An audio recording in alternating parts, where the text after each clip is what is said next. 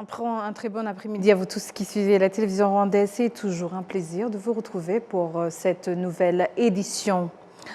Le premier lot des produits pétroliers importés par le Rwanda via des accords avec le Kenya et la Tanzanie arrivera donc au Rwanda en août prochain. Le ministre du Commerce et de l'Industrie, Antoine-Marie Kanjangwe, a expliqué que ces nouveaux mécanismes d'accès au marché permettra au pays d'atteindre l'autosuffisance en produits pétroliers et en même temps de partager le marché avec certains pays de la région. Plus de détails avec Patrick Nilitandi. Le Rwanda a étendu ses voies d'acheminement et ses capacités de stockage pour les produits pétroliers, élargissant ainsi son accès au marché des pays exportateurs. Ces produits seront réceptionnés par les autorités portuaires de Mombasa au Kenya et de Dar es-Salaam en Tanzanie avant d'être exportés vers le Rwanda. Les utilisateurs de produits pétroliers se disent confiants quant aux retombées positives de ce nouveau mécanisme. Toutes les licences nécessaires pour 1 mois et 60% des gazoles importés d'Oman arriveront au Rwanda début du mois prochain. Oman se chargera de l'acheminer au Rwanda où la Tanzanie se chargera de la réceptionner. Le ministre du Commerce et de l'Industrie, Antoine-Marie Kanjangwe, affirme que les accords signés récemment par le Rwanda avec le Kenya et la Tanzanie faciliteront l'approvisionnement des négociants en pétrole sans intervention d'autres investisseurs. Le président du conseil d'administration de l'Association des importateurs et négociants de produits pétroliers, Eric Mutaganda, indique espérer que ces accords seront bénéfiques pour tous les Rwandais. Le ministre du Commerce et de l'Industrie a également déclaré que ces nouveaux mécanismes d'importation de produits pétroliers en provenance des pays qui les extraient et les commercialisent de manière coordonnée garantira la stabilité de leurs prix et que cette avancée pour le Rwanda sera également disponible pour certains pays de la région. Le 29 juin dernier, des représentants du Rwanda et du Kenya ont signé un accord facilitant l'importation et le stockage des produits pétroliers par le Rwanda grâce aux infrastructures kenyanes. Cet accord s'appuie sur un accord similaire signé entre le gouvernement rwandais et tanzanien le 3 juillet 2026. L'économiste John Bosco Kalisa a souligné que l'un des avantages de cet accord réside dans la proximité géographique des sites de stockage de ce produit pétrolier acheminés de Mombasa au Kenya et de Dar es-Salaam en Tanzanie vers le Rwanda. La compagnie nationale rwandaise de l'énergie est chargée de superviser les activités commerciales liées aux produits pétroliers, de mettre en valeur et en œuvre des accords signés par le gouvernement rwandais avec d'autres gouvernements, accords intergouvernementaux relatifs à l'importation de produits pétroliers ainsi que d'assurer la sécurité énergétique du pays. Renforcer les liens entre les jeunes Rwandais, la diaspora et leur pays d'origine, tout en leur permettant de mieux comprendre son histoire, sa gouvernance et son parcours de reconstruction. C'est l'objectif de Rwanda Youth Tour 2026, dont les participants venus notamment de la Belgique, du Royaume-Uni, du Canada, du Nigeria et des États-Unis ont été accueillis ce lundi par la ministre d'État au ministère de la Jeunesse et du Développement des Arts, Sandrine Umutoni. Plus de détails avec Jean-Benoît Michel. Revenir au Rwanda, découvrir son histoire et constater son évolution. Pour plusieurs jeunes issus de la diaspora, cette expérience dépasse largement le cadre d'un simple voyage. Kelly Umutoni Rubaiza est venue de la Belgique. Que je viens, c'est vrai que je suis étonnée de voir comment le pays évolue rapidement. En quelques années, quand je reviens sur les pas d'où je suis venue, je vois qu'il y a eu du changement, donc je suis impressionnée par la vitesse à laquelle le pays évolue et comment en fait ça fonctionne surtout, parce qu'on peut évoluer sans que ça fonctionne, mais au Rwanda, je vois que ça fonctionne correctement et je suis impressionnée et très fière de dire que je suis rwandaise de par cette évolution et de par le fonctionnement des institutions. Qu'est-ce que je peux dire aux parents qui veulent envoyer leurs enfants dans notre programme ou au Rwanda de manière générale, c'est qu'il faut qu'ils aient confiance dans notre pays et je pense qu'il n'y a pas un meilleur pays qui accueille les jeunes qui sont d'origine rwandaise que le Rwanda. Et je pense que c'est une confiance qu'ils doivent avoir envers leur pays parce qu'il ne va pas le décevoir, et j'en suis sûre, vu que moi-même j'ai été le produit de ce fonctionnement. Voilà. Alors pour les personnes d'origine rwandaise ou même d'autres d'origine qui parlent de manière négative du Rwanda, la seule chose que je peux dire, c'est qu'il faut d'abord venir dans le pays avant de parler de quelque chose qu'on ne connaîtrait pas ou qu'on connaîtrait via des discours d'autres personnes. Parce que je pense que la meilleure manière de juger quelque chose, c'est de le vivre soi-même et de voir par ses propres yeux ce qui est vrai et ce qui est faux, et de partir par sa propre expérience pour ne serait-ce qu'être critique envers un pays qu'on ne connaît pas.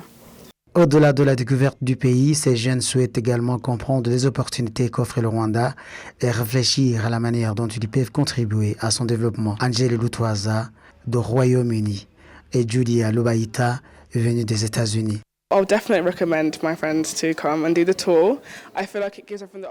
Tout le monde veut aller à l'université.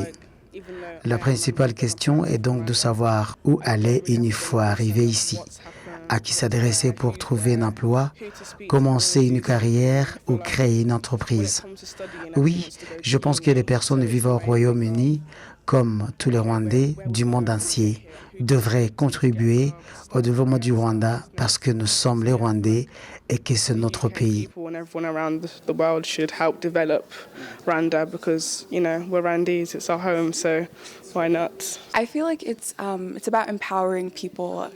Je pense qu'il s'agit de donner aux gens les moyens de découvrir notre culture. Comme elle l'a dit la ministre d'État au ministère de la Jeunesse et du Développement des Arts, il s'agit de faire en sorte que nous sachions que c'est notre pays et de transmettre son message afin que chacun comprenne que même si nous avons été colonisés, nous sommes les Rwandais et que personne ne pourra nous enlever cette identité. Pour d'autres participants, le Rwanda Youth Tour est aussi une occasion de mieux comprendre les politiques publiques et la gouvernance du pays. Claudel Jabot est venu de la Belgique. J'espère repartir avec une connaissance plus approfondie de la manière de notre gouvernance. Pour ma part, j'ai déjà fait le tour du Rwanda la première année, mais je connais assez bien le Rwanda de par ma famille et toutes les fois où je suis revenu ici.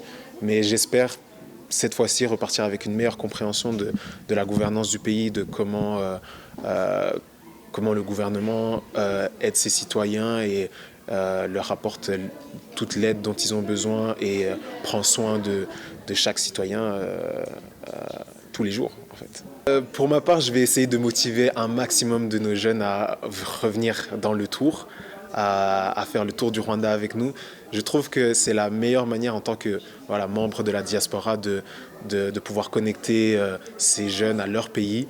C'est vraiment de les inciter à faire le tour avec nous, à découvrir leur pays, à découvrir leurs racines, d'où ils viennent, leur langue, leur culture, etc. Les premiers échanges ont aussi permis de revenir sur le processus de libération du Rwanda, présenté comme une dynamique toujours en cours qui dépasse le rétablissement de la paix pour englober le développement et la reconstruction du pays. Aujourd'hui, nous avons donc discuté du processus de libération. Nous en avons parlé en disant que la libération, ce n'était pas seulement de 1990 à 1994 et que c'est fini. La libération est une lutte qui ne finit pas. C'est une lutte qui continue. Parce que la libération, c'est tout d'abord, c'est se débarrasser de l'idéologie génocidaire qui sévit encore dans la région et dans d'autres parties du monde. La libération pour nous et surtout pour les jeunes Rwandais, c'est de comprendre que c'est lutter pour le développement du pays, c'est lutter pour que tout Rwandais puisse vivre dans la dignité et que tout Rwandais sache qu'il a une place dans la reconstruction. Donc, à travers les 2 semaines à suivre, les participants du Rwanda Youth Tour vont pouvoir apprendre de manière encore plus détaillée qu'est-ce qui a permis la libération du Rwanda, qu'est-ce qui permet à la philosophie de libération du Rwanda de continuer à exister aujourd'hui, mais aussi comprendre qu'il y a encore beaucoup de challenges ou beaucoup de défis à surmonter et que chacun, quel que soit leur âge, quel que soit le pays dans lequel ils vivent, ils ont quelque chose à contribuer. À travers le Youth Tour 2026, les autorités entendent ainsi permettre aux jeunes de la diaspora de renouer avec leurs racines, de mieux comprendre le parcours de libération et de reconstruction du Rwanda, tout en les encourageant à devenir, à leur tour, des acteurs du développement de leur pays. Le ministère de l'Agriculture et des Ressources animales affirme que les projets de technologie agricole, notamment ceux menés par les jeunes, devraient favoriser la croissance de la production et les profits des agriculteurs. Le récit de Patrick Nilitadi. Mutaganda Bruce a mis au point une technologie appelée Farmoja qui permet d'irriguer les cultures par les racines. Cette technologie est actuellement testée à Gabiro Agribusiness Hub. La production agricole a également besoin des marchés pour que les agriculteurs puissent réaliser des bénéfices et protéger leurs récoltes. Les membres de la coopérative d'Ozimbaraga Muhazi, qui cultive les fruits et légumes sous serre, utilisent la plateforme AfriPharma Market pour trouver des acheteurs. Le directeur d'AfriPharma Market, Mugisha Normand, explique que cette technologie a été développée afin d'éliminer les pertes subies par les agriculteurs. Les producteurs de pommes de terre du district de Musanze expliquent qu'ils vendaient auparavant leurs récoltes à des agriculteurs qui venaient directement dans leurs champs. Désormais, grâce à la technologie Mulika Farm, ils sont mis en relation avec les acheteurs et disposent même d'une machine qui les aide à trier les pommes de terre afin de conserver les semences pour une utilisation ultérieure. Jingiro Sadi, responsable informatique chez Mulika Farm, affirme que cette technologie a permis d'éliminer les pertes. Le ministre de l'Agriculture et des Ressources animales, Dr Dabamenye Télésphore, déclare que les jeunes sont appelés à continuer d'innover pour développer l'agriculture. Les jeunes ont osé se lancer dans l'agriculture, convaincus qu'il s'agit d'une activité précieuse et rentable qui ne nécessite pas de gros capitaux. Et au cours des 32 dernières années, le gouvernement rwandais a investi massivement dans l'extension de l'accès à l'électricité à travers le pays. De ce fait, la proportion des ménages électrifiés est passée de seulement 2% en 1994 à 84% en 2026. Les citoyens ont estimé que ces progrès témoignent d'un leadership visionnaire engagé en faveur du développement durable. Plus de précision avec Patrick Nilidandi. Avant le génocide contre les Tutsis en 1994, le Rwanda produisait un peu plus de 40 mégawatts d'électricité. À cette époque, seulement 2% des ménages avaient accès à l'électricité, 80% de la production nationale étant concentrée à Kigali. Cependant, après le génocide, l'accès à l'électricité a encore diminué. Une grande partie des infrastructures électriques du pays ayant été détruites par les forces en fuite, principalement des ex-phares vaincus. L'un des responsables du secteur énergétique explique que la remise en état du réseau électrique endommagé a été l'une des premières et des plus difficiles tâches après la libération. Dans le cadre du programme de développement économique intégré au Rwanda, le gouvernement a lancé le programme de déploiement de l'accès à l'électricité en 2009. Ce programme visait à accélérer l'électrification des ménages tout en étendant l'accès à l'électricité aux écoles, aux centres de santé, aux administrations et aux autres infrastructures publiques essentielles au développement national. Grâce à ce programme, le taux d'accès à l'électricité des ménages est passé de 6% en 2009 à plus de 75% en 2024. Selon les rapports 2024 de la Banque mondiale, le Rwanda a enregistré l'une des progressions les plus rapides de l'accès à l'électricité au monde entre 2010 et 2020, se classant 11e au niveau mondial et 3e en Afrique, parmi les pays ayant réalisé les plus grands progrès en matière d'électrification. Avec la généralisation de l'électricité, les citoyens de tous les pays ont commencé à l'utiliser pour améliorer leurs conditions de vie. Les diplômés des établissements d'enseignement technique et professionnel, en particulier, ont utilisé l'électricité pour créer des entreprises et des emplois. Dans le cadre de la deuxième stratégie de développement économique et de réduction de la pauvreté, mise en place entre 2013 et 2018, le Rwanda a également étendu ses solutions d'électrification hors réseau, notamment l'énergie solaire, afin de desservir les ménages situés dans des zones où les raccordements au réseau national n'étaient pas immédiatement possibles. Pour garantir que chaque région du pays bénéficie d'un accès à l'électricité, les lignes de transport d'électricité ont été prolongées à travers les lacs, les rivières et les cours d'eau, atteignant même les communautés insulaires, dont l'île de Hombo, dont les habitants ont désormais accès à l'électricité.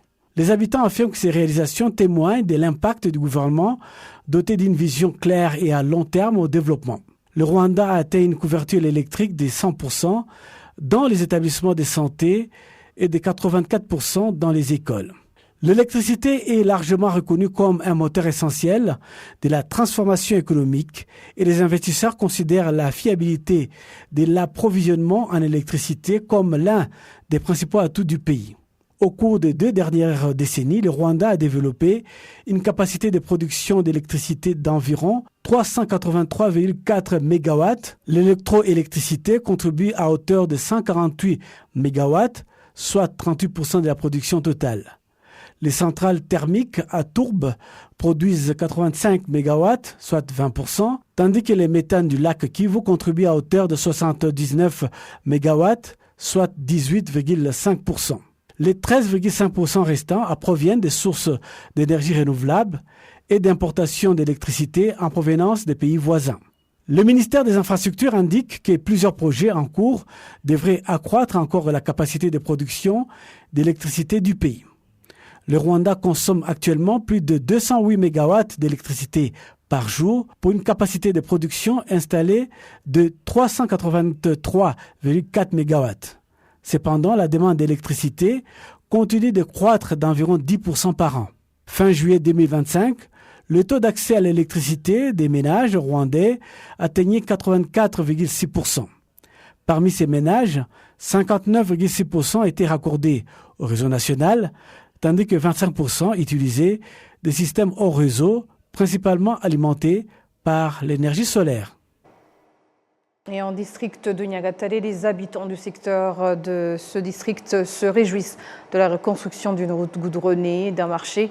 Ils y voient un véritable signe de libération qui se traduit par des activités bénéfiques pour le bien-être. Le récit de Patrick Agnelidandi. Mazimaka Joseph a combattu pour la libération du pays.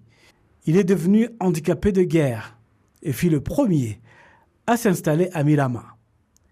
Il raconte qu'autrefois, il avait honte de vivre à Mirama car l'endroit était considéré comme une forêt.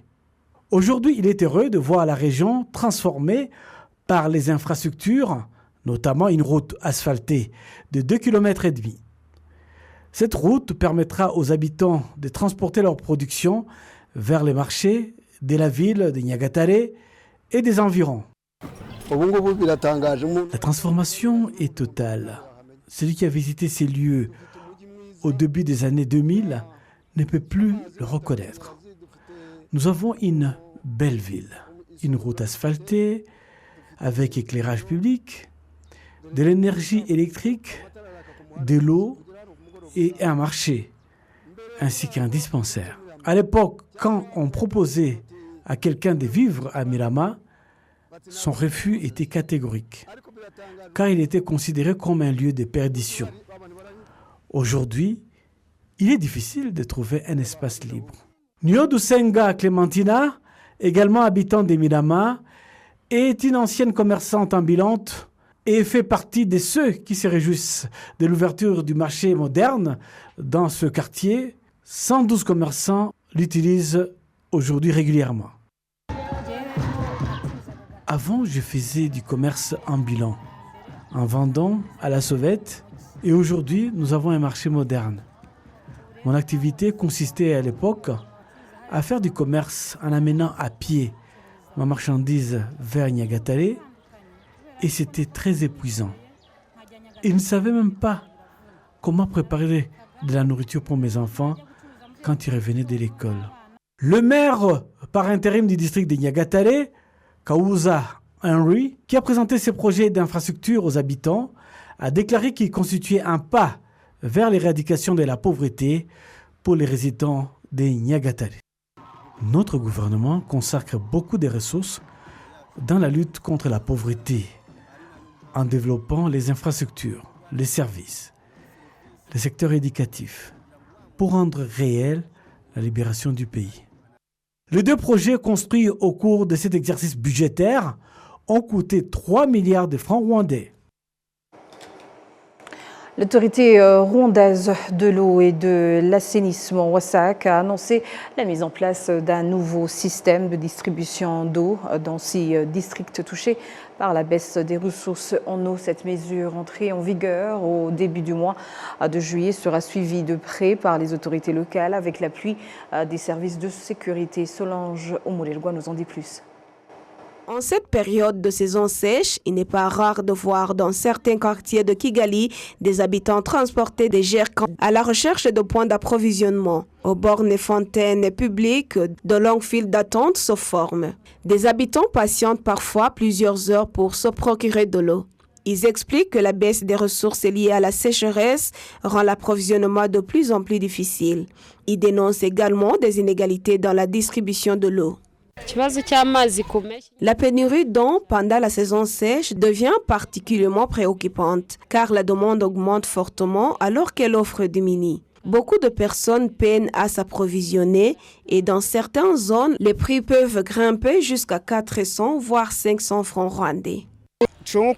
L'approvisionnement peut également se faire sur une période d'environ 2 semaines, après quoi le service est déplacé vers une autre zone. C'est l'eau en système de rotation.